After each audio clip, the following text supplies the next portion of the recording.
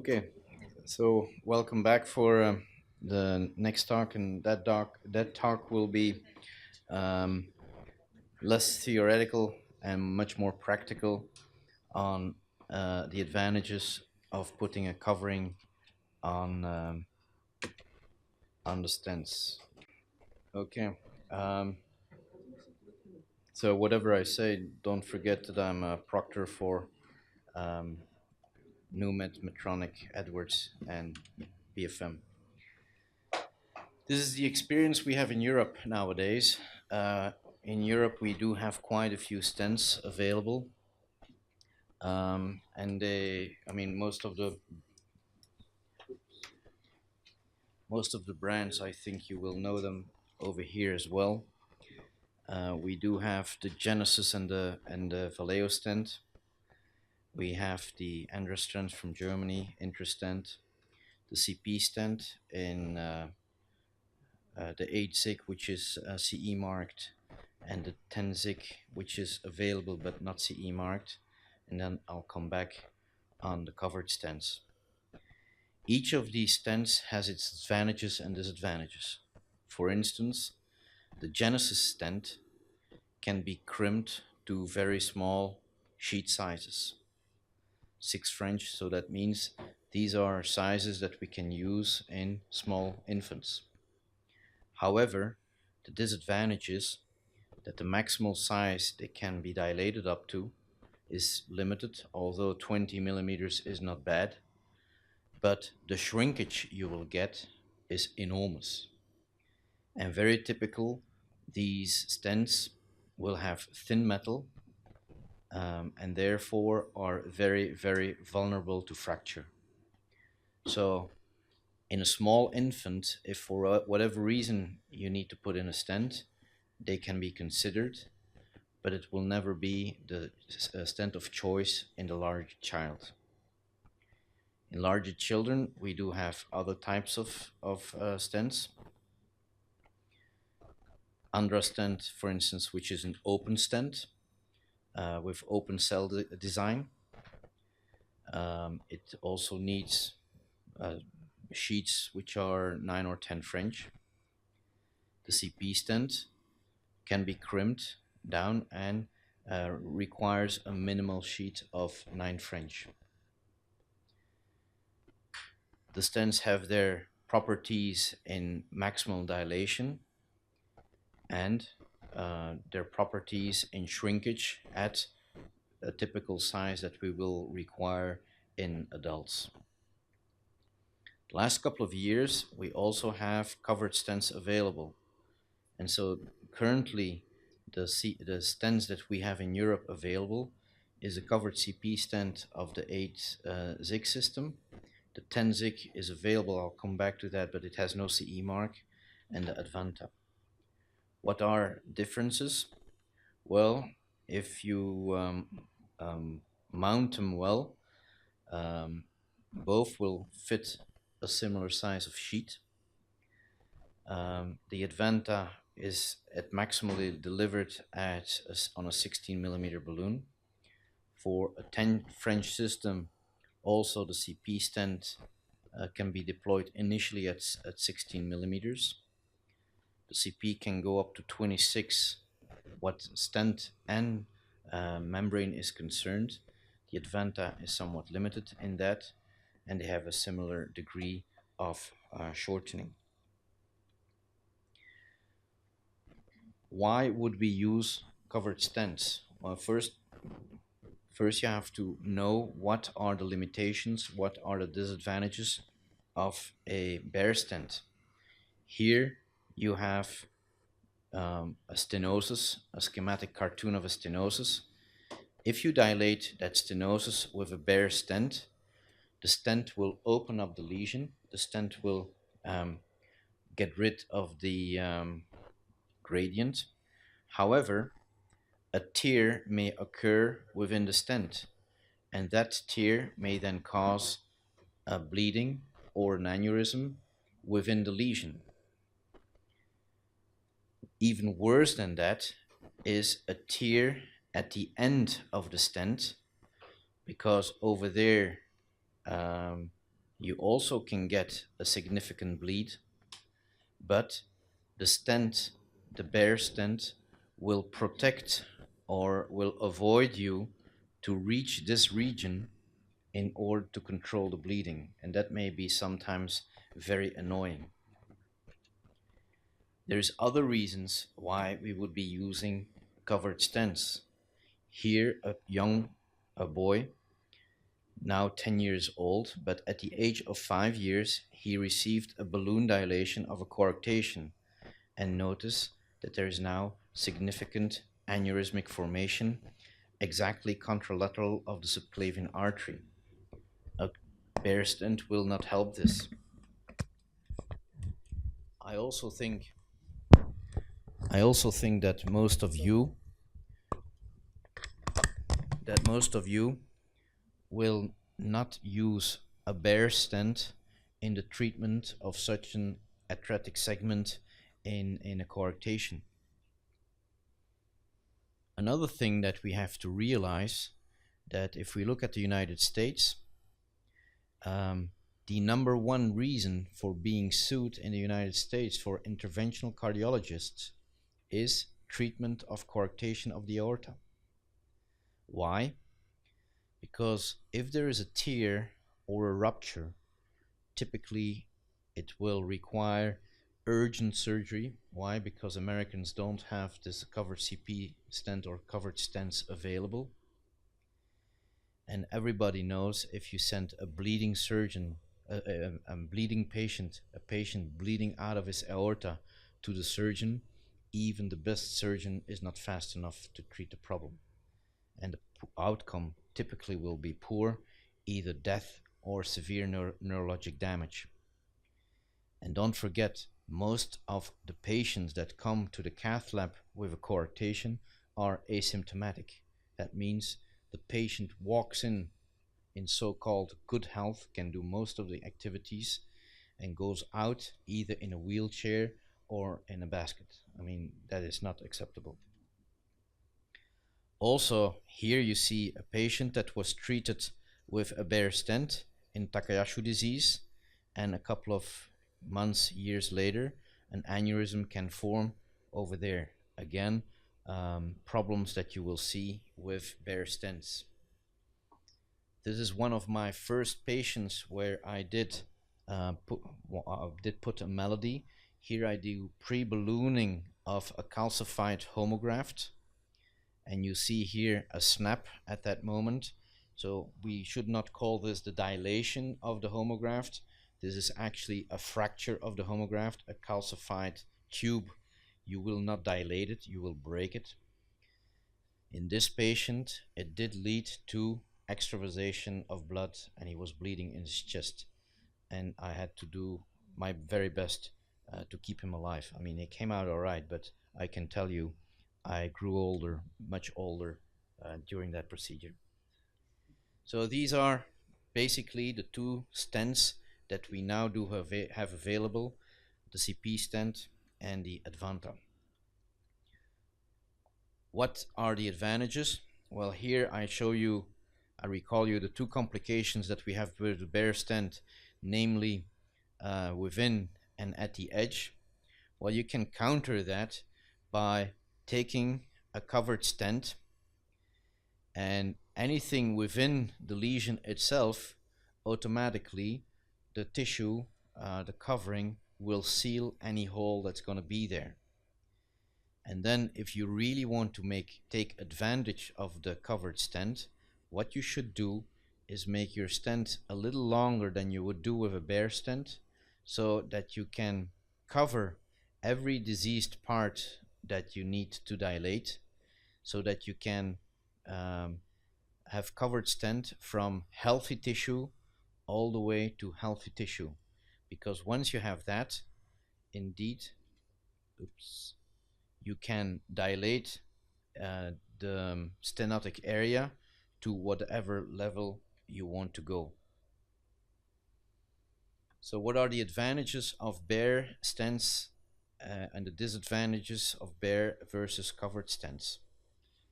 If there is a tear, it will always be open in a bare stent. you can have aneurysms. The advantages, however, is that you always will have access to side vessels and you can open that. Nowadays, for instance, for bifurcation in the pulmonary artery, we will put our stent even across the bifurcation, across one of the pulmonary arteries, re-enter it, and then with high pressure balloons, we can break any stent. We can break CP stents, we can break EV3 stents, we can break Andra stents. Typically, the sheet will be somewhat smaller than the covered stent, and the last thing that we want to have is such a stent that it will embolize. If it embolizes, it's problematic, but as you will see, if a covered stent embolizes, it's even worse. What are the advantages and disadvantages of a covered stent? Well, if you make a tear in the vessel, you will never know, because the tear is automatically covered by the covering. If your stent is long enough and it goes from healthy tissue to healthy tissue, there's almost no way you can make an aneurysm.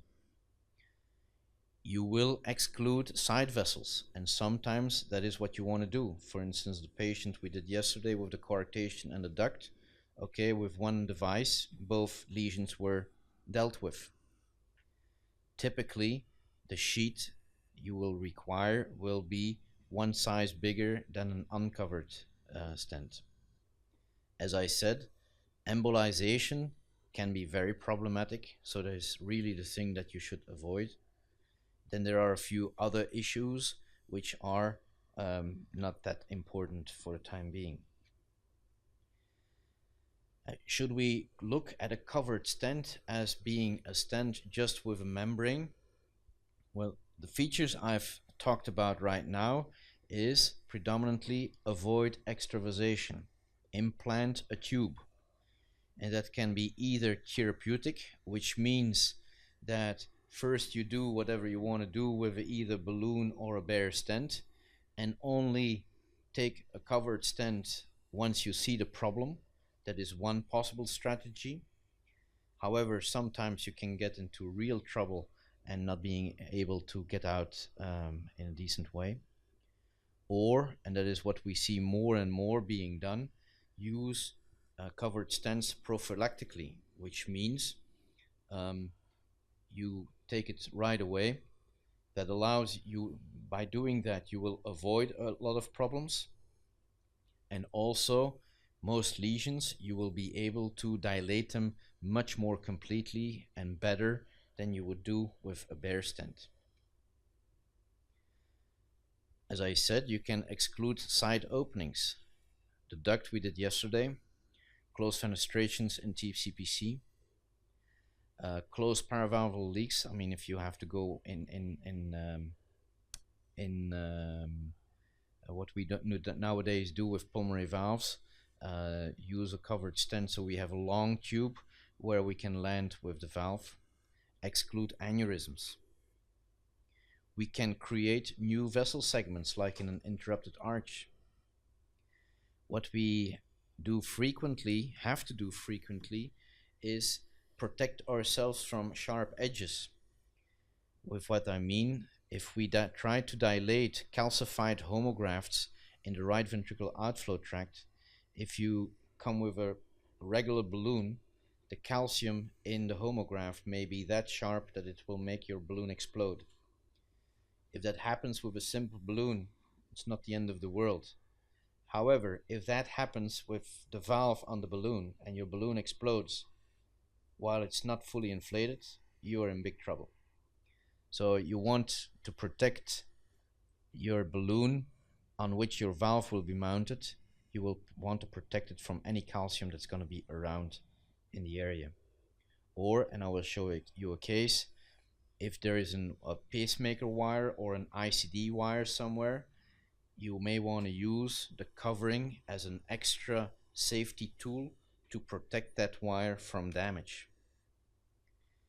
We also can use covered stents as a flow reducer or a size reducer in some lesions. I will give you some examples.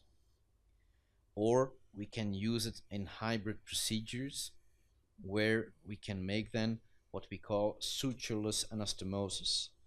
At first, most surgeons do think that they never need this. I will show you some examples where the surgeon will say, okay, this is the way to go. The two types that are available, the 8-zig, the Advanta. I will go a little bit in more detail. So the 8-zig exists in different lengths. The CE mark goes between 16 and 45 millimeters. Currently, I'm more and more frequently also using 55s and 65s. They don't have a CE mark. They can be made, but I also think that in Argentina, I mean, that this would require specific procedures. Yeah. The stent requires a lumen, an inner profile of a 7 French balloon, so that you can 7 French or more, and the thickness will be 2 to 3 French. So this means that this stent mounted on a 7 French profile can go through a 10 French sheet. Yesterday we saw examples where we took a 16 millimeter Tyshek balloon, which is a 7 French profile, with which we could deploy the stent. I didn't say get rid of the lesion. I just said deploy the stent. As you will see, I'll come back to that in a few minutes, that we did split up the way of deploying stents. A CP stent, you can expand it up to 24, 26 millimeters. The stent itself can go up to 30, but then it becomes very short. The covering, however, will start tearing as of 24, 26 millimeters. I mean, those numbers you need to have them in your head, because that becomes important, especially when you do right ventricular outflow tracts. This is not currently available, but I mean, on special indication, it can be ordered. The Advanta stent comes in different sizes of balloons. The label itself says that the smaller balloons will go through a 9 French sheet. In reality, they will fit through an 8. The 16 millimeter Advanta stent, the label says 11 French sheet, but it will fit through a 10 French sheet. Different lengths. It can be expanded up to 22. However, the covering is so strong that it will make the stent recoil down to 20. So that is something you have to take into account. If you dilate it up to 22, it will recoil down to 20. And that may be important if you put it stent in stent, because the outer stent may remain at 22 and the Advanta may recoil down to 20. Then you have a problem. Different balloons, as I said. Theoretically, you can make your own covered stent. This is a picture of the publication of Ziyad. As you all know, in the United States of America, the FDA still does not allow the usage of covered stents. Why? Because the FDA currently does not accept common sense anymore in their judgment of authorization, but they want to have a double-blind, placebo-controlled, multi-level, trans-institutional, transatlantic study. The Americans are now busy already for 5 or 6 years, and the study is still ongoing. I must say, for us Europeans, we are looking at this with really our eyebrows wide open. But that means that if Americans do want to use covered stents, what they have to do either is get into a protocol and first make a bleeding, and then they are authorized to use it, or they can use electively, make it themselves. Here, Hans of Ziyad, who typically an hour before the procedure would start, he sutures himself the covering onto the stent. That's what they call progress. Stenting has evolved enormously. Up to a couple of years ago, stenting was a straightforward procedure where we used one balloon, one wire, one sheet. And that is still possible. For a simple, straightforward lesion, you can do that. However, sometimes there will be problems. For instance, if we want to put a stent that later can be dilated to adult size in a very small child. Yesterday we had examples where we didn't want to use a bigger sheet than 10 French, so we used a sheet to deliver the stent and then further deploy the stent as required. So nowadays, stent insertion, that means getting the stent into the patient, not deploy it, just into the blood vessel, may require some technique. This is not for the time being an issue involved in this, so that means where you put the stent on the balloon while in the patient. Stent delivery may require some special techniques where you may be using longer and oversized balloons just to deliver and to flare. You may be using a single or a double wire. I'll come back to that in a second. Or you may be using sequential opening of the stent, which means first the distal part, either to pull the stent into position or to push it into a bifurcation. Two options that you have. I'll show you examples. The surroundings of the stent may determine your technique. Flaring, as you will see, nobody wants to flare a bare stent, but flaring in a covered stent is a very important issue, because by flaring you will seal, you may disobstruct, and you may avoid abnormal flow patterns, which may cause significant problems. I will show you in a second. Side vessel access may be a major issue. Yesterday we had a patient where we electively covered the left subclavian artery and then perforated it to re-enter it. You may dilate significant narrowings with high pressure balloons. So the thing is, get into the patient, deliver the stent, make sure the surroundings are alright, and then finally you dilate actually the stenosis you intended to go for. In some patients it may require 5 steps. In a simple patient, 1 step, 1 go. Some examples, and in daily practice there is 3 big categories where we use nowadays covered stents. It's either the aorta, RVOT prevalvulation, and then a whole bunch of miscellaneous things. Here an example of coarctation. I think everybody will agree that it is a very narrow coarctation in this patient. The angio looks a little better if you make the angio up above. Can you treat this lesion with a bare stent? Yes, but there is some risk that you will cause a bleed acutely or an aneurysm chronically. So in this patient, I think a covered stent, if you can do it safely with an acceptable sheet, it is undoubtedly the better option. I sleep much better at night when I know that this stent has covering. Nowadays, I would not leave this stent like this. I would flare this much more to the descending, on the descending part. Yesterday we did a patient like that. In this patient, so this was the original lesion. At the end of the procedure, it looks very well. Almost complete, completely opened.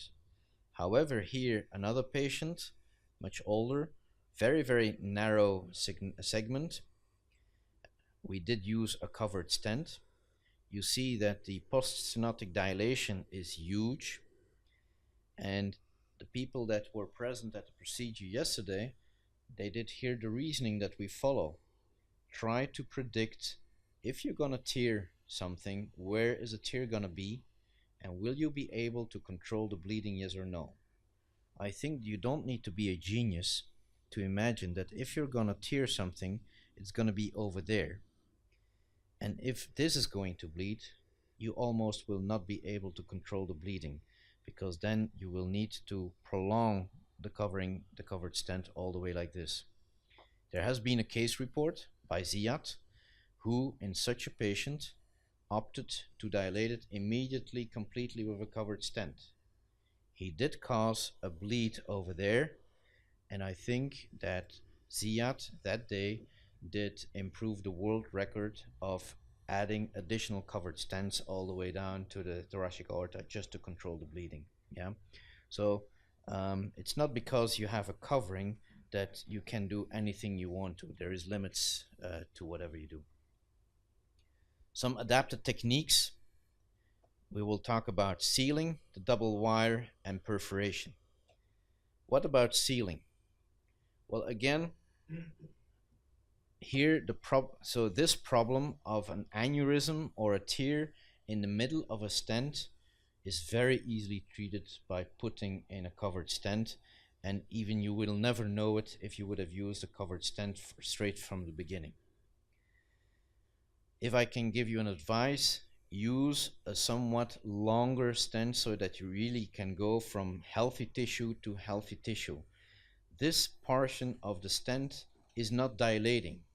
The stent is just opposed against the wall, and any tear over here from here till there will be contained. You will never know it. Yeah. And once it is nicely opposed, you can dilate it up to the level you want to. So typically a covered stent, you will take it longer and you will flare to seal, because that's what you want to do. By doing so, you will cover any tear or aneurysm, seal it, and then you can expand it usually to any limit you want to. The limiting factor will be much more what is in the surrounding.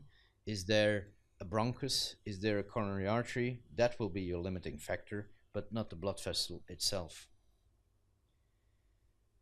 Flaring, as I already said, is important. In a bare stent, like here, you don't care to flare, because if you look, the effective flow, how will it go through this lesion? Well, the blood can go through the mazes over here, flow like this, and so whether you flare it or not will make almost no difference for the stent. In a covered stent, it is different. You did insert a tube, and so now you have a tube from here all the way till there. So that means that the flow pattern in this patient looks like this. You can do better than this. Flaring this is important. Why? Because first of all, you will reduce the length of your tube, and that is any length of tubing will increase resistance. But also sometimes you have the problem of backflow. And so don't forget, this covering on your stent will act like a sail. You can push on it. Yeah. If, however, you flare the stent, this is then the effective flow area that you will get, and that is exactly what you want to get. Don't underestimate the problem or the possibility of infolding or outward push on the stent. Here, for instance, a stent which was implanted into a coarctation, and you see that an infolding has happened in this stent. It did cause acute reobstruction of the aorta. It's just like getting a clamp on your aorta. Yeah. Or another example, here a patient who also had a coarctation over here. A stent was implanted. It's hard to see, but it goes from here all the way till here. This slide was taken at the end of the procedure. The patient did represent himself a couple of months later, and look how his stent looked like. Here's a CT, and you see that there was an inward collapse of the stent. So you don't underestimate the power of the blood going against the liner, the covering. It will push on the stent, and things may happen that you really don't want to have, that you really don't want to see. So far for sealing.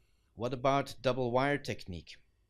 Well, it is a possibility to keep Side vessels open.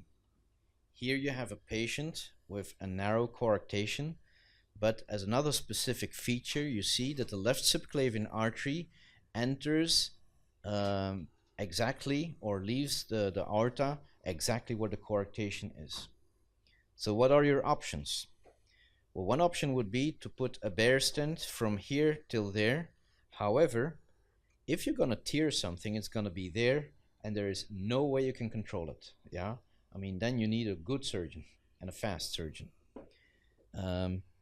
Another option is to put your stent as much as possible into the bifurcation, a covered stent, so that the tear that you expect to occur over here will be sealed. How did we do it? An 11 French sheet, wires, and we advanced the sheet as much as possible into the lesion, so up to the bifurcation. And now you need to calculate a little bit. Here you see a stent, the covered stent, with two balloons. We did use twice a Tyshek balloon, a 10 millimeter and a 12 millimeter, both of which have a 5 French profile. Now you would say 5 French plus 5 French plus 3 French for the covered stent. You add up to 13. No, not correct. The whole thing, so 5 plus 5 plus 3 equals to 11. Why? Because you may not forget that it will be oval. So this is 5 French, this is 5 French, and if you combine this, okay, this will be 13 French. However, this will be no more than 8 or 9 French. So the whole system can go down to an 11 French system. That's what we did in this patient. And here we then also use the technique of sequential opening, which means we first partially uncovered the stent, opened it, and in this position we pushed the stent as far as possible into the bifurcation. And the big reason for that was, if there was going to be a tear, it's going to be here. You want to cover it as much as possible with your covered stent. And then we deployed the both balloons completely. I fully agree that at this moment it looks ugly, but now this stent is delivered. You have both wires. Now you can come with balloons and stretch it as much as you want and get rid of any stenosis that is required. Here again, the picture I showed you in the beginning of the patient after balloon dilation, where there is aneurysms exactly across the subclavian artery. So one option would be to put a covered stent from here till there and then reperforate. That would be a valuable option. However, we can use a double balloon technique.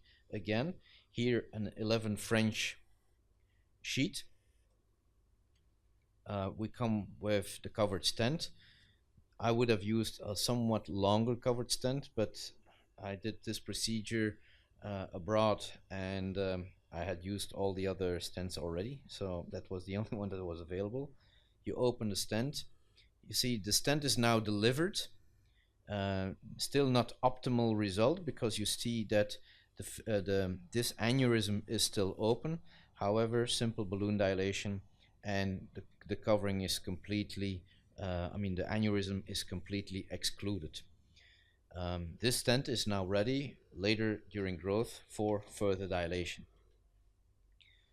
As I already mentioned, another option is to perforate the membrane and reopen side vessels. You can do that retrograde, typically from the left subclavian artery. Yesterday we saw an example, but don't forget, if you have to go and do things in the arch, you can ask your surgeon to provide a sheet in the carotid artery and work from there. I mean, once the stent is deployed, it takes about 1 or 2 minutes to reperforate the membrane and open up whatever vessel that was over there. An example, here a patient with coarctation. The left subclavian artery enters or exits at the coarctation. What did we do? Well, we took a covered stent, covered it completely. As you can see, we were ready with our catheter in the left subclavian artery.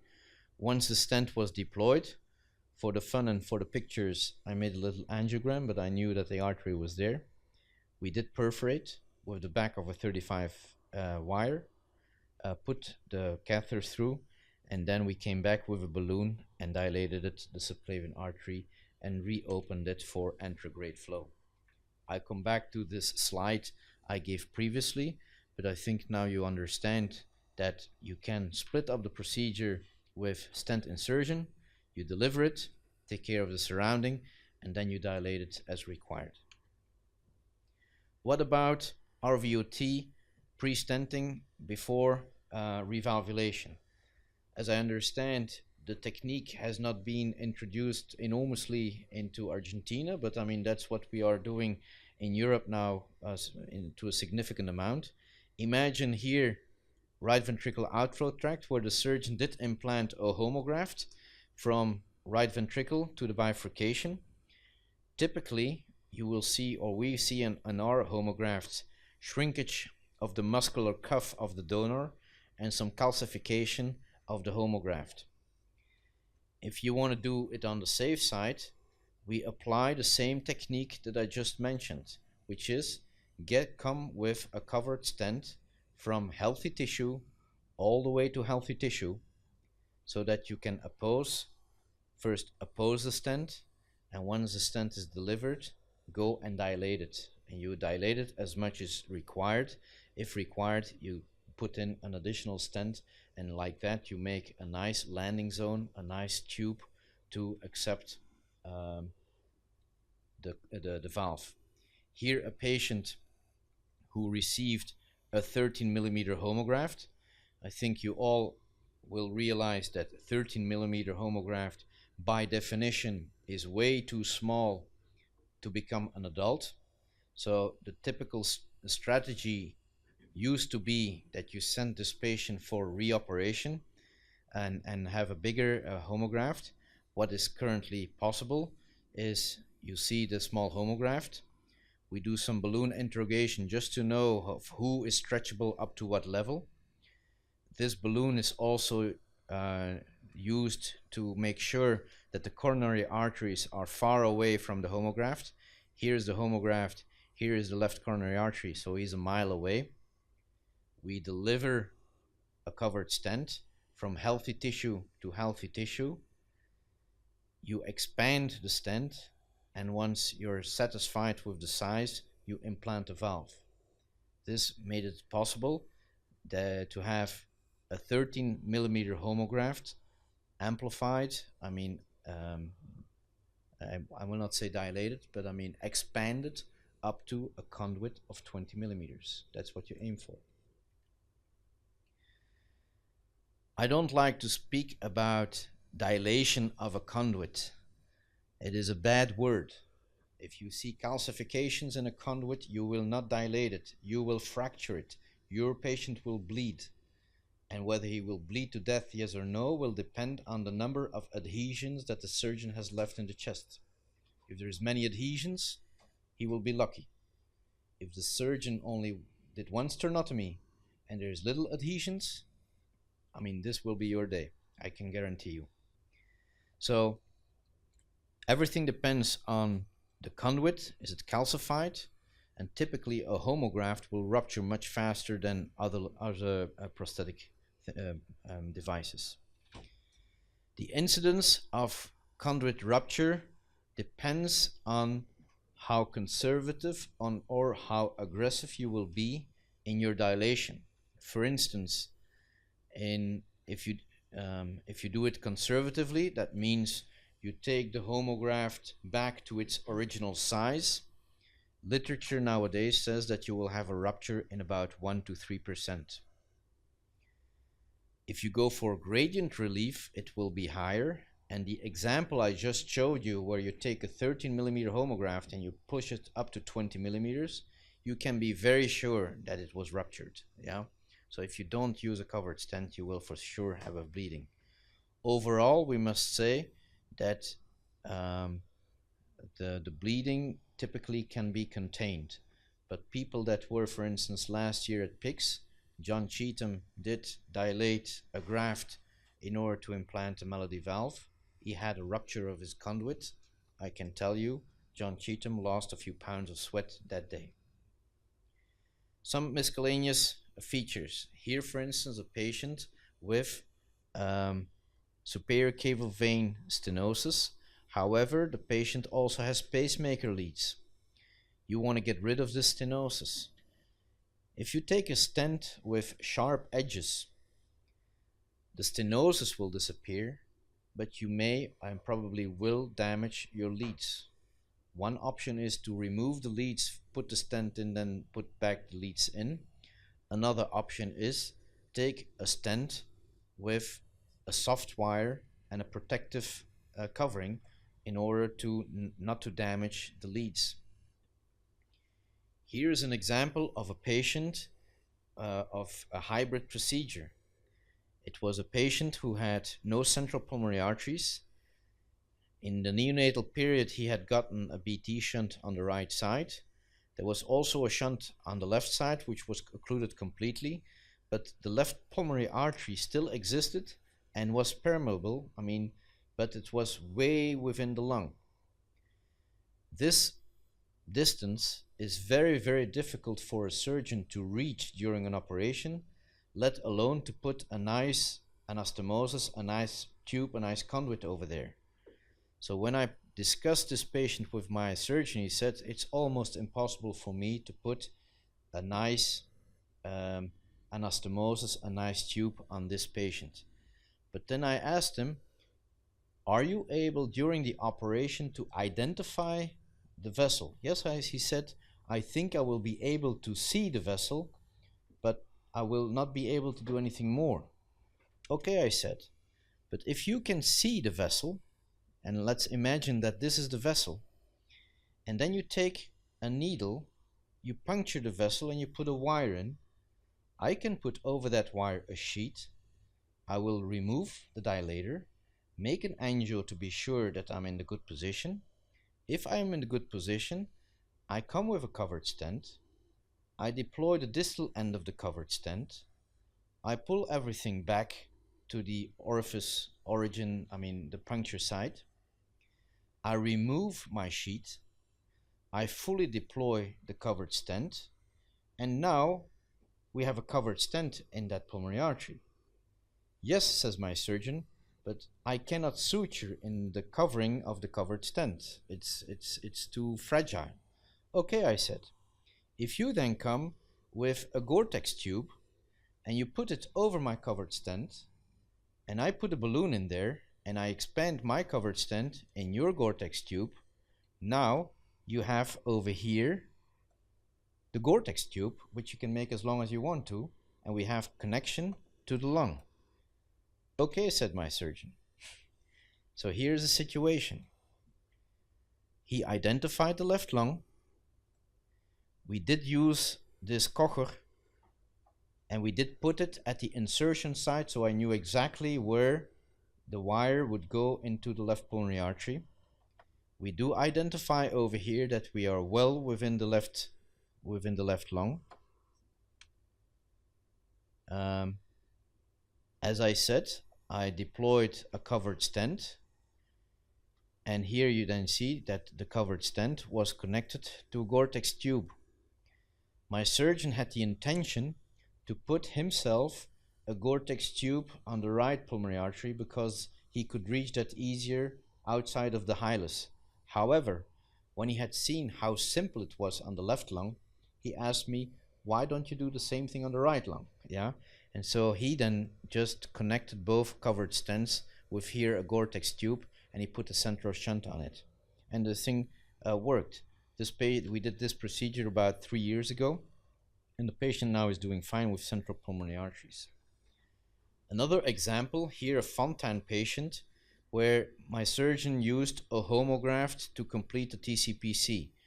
Let me be very clear, never allow your surgeon to use a homograft to make a TCPC. It will shrink, it will calcify, as you see over there. So we had a problem.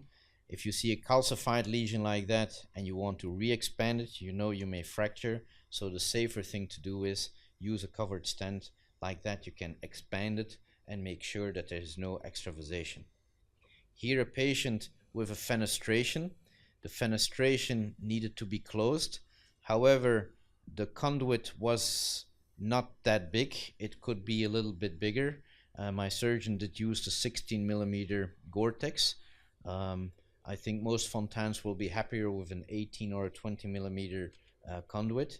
And it's also a question of taking a good covered stent, and you have then two goals in one blow. You close the fenestration and the stent is the sheet is augmented up to 18 millimeters.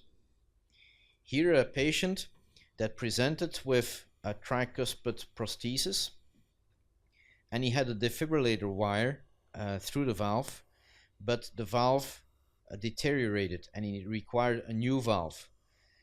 We were planning to put in there a sapien valve, a sapien stent valve, but as you may know, the sapien stent valve, the stent of that valve is extremely rigid and very sharp. It is intended to be locked into a calcified aortic valve. If you do that in this patient, you will damage the defibrillator lead.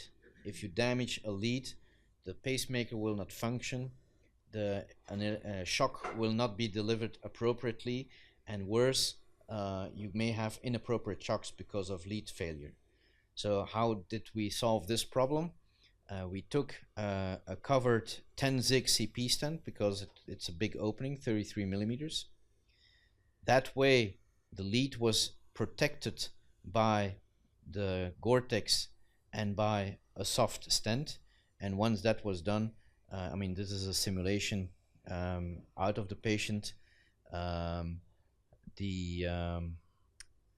we tried it first to make sure that everything would work perfectly. Here a patient, after a switch, he had a peripheral stenosis at the bifurcation. The patient had received a stent in infancy, but he did outgrow it. So now there was a stenosis over here that required further dilation. The patient presented. We did dilate it nicely with a Mullins balloon. However, when we took an aortogram, this is not what you want to see after dilation of a stent in a pulmonary artery. So we had created a window between the aorta and the pulmonary artery. You know exactly where the opening is, and the way to solve this problem is come with a covered stent, put it in the first stent, and seal the window that you made between the aorta and the pulmonary artery. Here another patient that came a tetralogy of Fallot with multiple MAPCAs. You can see that we had been putting stents in the MAPCAs to increase flow, and by doing that we had prepared the patient for full repair of his Fallot. However, the MAPCAs did originate from the thoracic aorta, way back in the chest. And the surgeon said, oh, that is very difficult for me to reach that region, but I must, because I must exclude the MAPCAs from the aorta. Then I said, well, why shall I not do that for you? And he said, how will you do it? Well, as you see, hybrid procedure. The patient had done the sternotomy. I had cannulated the ascending aorta. I am now with a sheet in the aorta. The wire is in the descending aorta. Here is the origin of the MAPCAs. And what we did was, in an anterograde fashion, deploy a covered stent. And by doing so, you can exclude the MAPCAs, which made the surgery much easier. And I think this is the last patient. It's a patient that did present from Eastern Europe. The patient had an original Blalock-Taussig shunt. So it is the native subclavian artery that was mounted on the right pulmonary artery. You see it became huge with huge pulmonary arteries. The patient had a high flow situation, and there was a need to reduce this shunt. So how did we do it?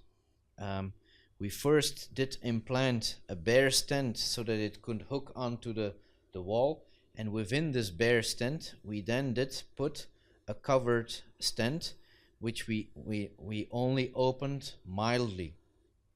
And by doing that, you make a long tube, and we did use the covered stent as a flow reductor for the BT shunt.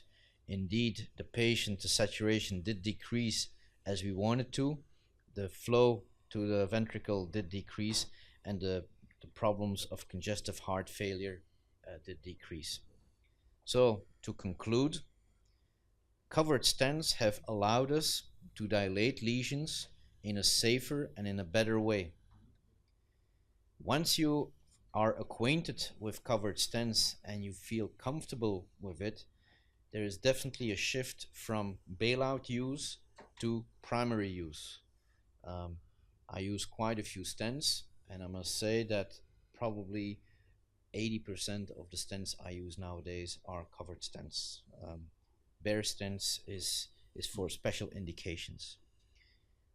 Covered stents have allowed us to use new possibilities. We can make new vessels, make flow reductors, make sutureless connections in hybrid procedures, protect pacemaker wires, and that's all for today. Thank you.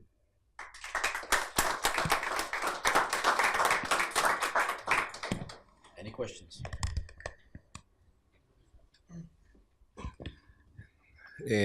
Very nice presentation. What kind of balloon do you use for the subclavian artery when you use cover stent in aorta cortation to recanalize the? You mean to reperforate Exactly. the lining? I tried it in the beginning with the back of a coronary wire, but you cannot push hard enough on that coronary wire, even not when you use a prograde to fill up the lumen of the wire of the catheter. Since then, I always now use the back of a stiff 0.35 wire. Yeah, but as you saw yesterday, the technique, that point can be so stiff that you cannot make the curve from the subclavian artery. So you have to be sure that your wire is there before you deploy the stent. You deploy the stent, the wire is just above, and then it's a question of push a little bit, and puncturing the membrane of a covered stent is very easy. After that, what kind of balloon do you use? Once the hole is made, Yeah. or any balloon. I mean, the lining, the tissue. So I did this with the CCP stent. The tissue of a CP stent is very thin Gore-Tex, EPTFE, very thin. Yeah. Any balloon, even a Tyshek, will dilate it. Any balloon will do it. Yeah. It's actually, you tear it. Yeah. You just have to push a little bit and it will open. Thank you.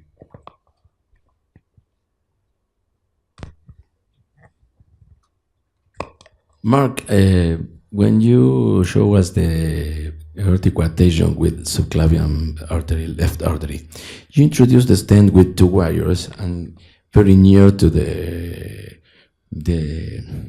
Bifurcation. The bifurcation, yes.